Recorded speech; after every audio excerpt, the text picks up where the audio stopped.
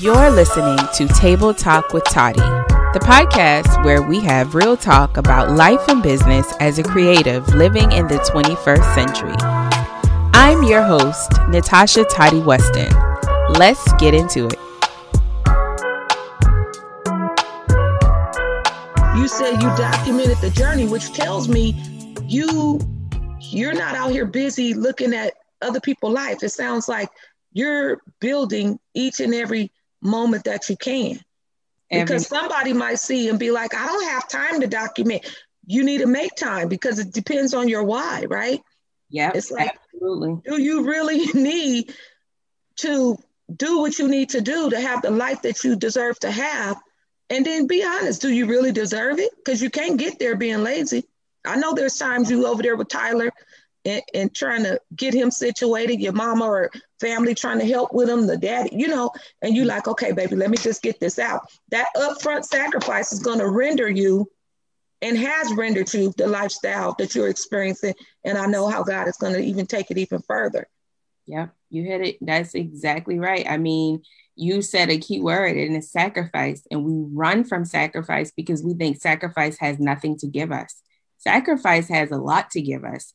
It depends again on your mindset and how you look at the bigger picture. I'm one of those people, I play for the long game. I don't look for immediate results anymore. I used to, but now for me, it's about building something that will last because I've seen people come and go. I've seen, people start businesses and close them, not because they weren't worthy of having a successful business, but because they weren't willing to go against the grain. They weren't willing to make just little small sacrifices. It could be something as simple as saying no to your girlfriends for a night out because you need to wake up the next day and have your best energy for a call. Like it could be anything.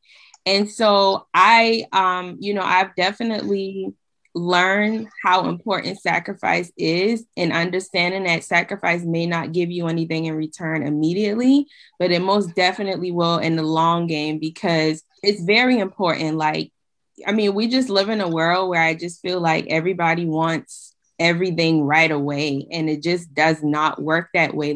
I couldn't tell y'all how much money I thought I lost because I bought a course or I invested in a coach and I didn't see an immediate return on my investment and how it discouraged me. But those are like little sacrifices, having to work extra hours on my 9 to 5 just to pay for a website or to pay for a conference, whatever it was, like making little small sacrifices for all of these years has totally contributed to where I am right now and where my business is right now.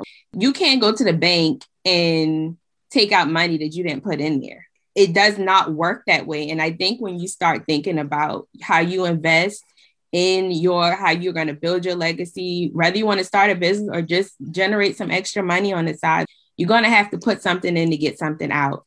And at every level, you have to invest differently. And I've learned that because, I'm way past the stage of just $100 on a course because I probably already know what's in a $100 course. Why? Because I've had a season of doing it myself. I've had a season of Googling and YouTube and every little thing instead of just paying for the result.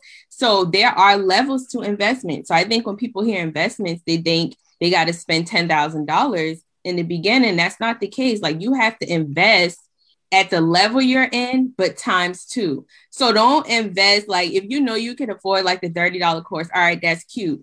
But once you learn that and apply it, okay, whatever you need to get to the next level, you're going to have to invest at a different level, unless you're going to always just be Googling stuff and YouTube and things. And we just live in a society where success does not have to take 10 years to get to, like in my case, it did. We have so much information, so many valuable people at our fingertips that it's really a shame if you are tormenting yourself to death because you don't want to make the investment. And I've made these mistakes. And so that's why I'm saying it is that like you have to look at what you want to accomplish and figure out what steps you need to take so that you know where to invest. Like, I think that's important. And I think we do live in a society as well where people tell you, oh, you need to have your 5-year goals and your 10-year goals.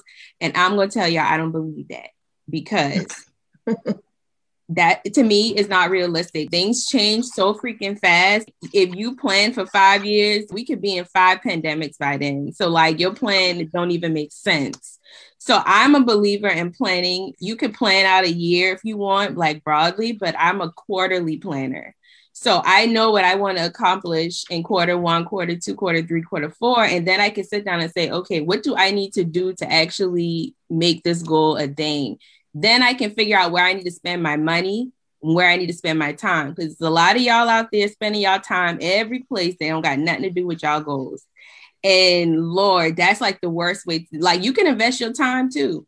So get out of these extra places that are not in alignment with what your goals are. So, there's two ways to invest time and money. And like, I just think we have to be more conscious of where we are spending both things.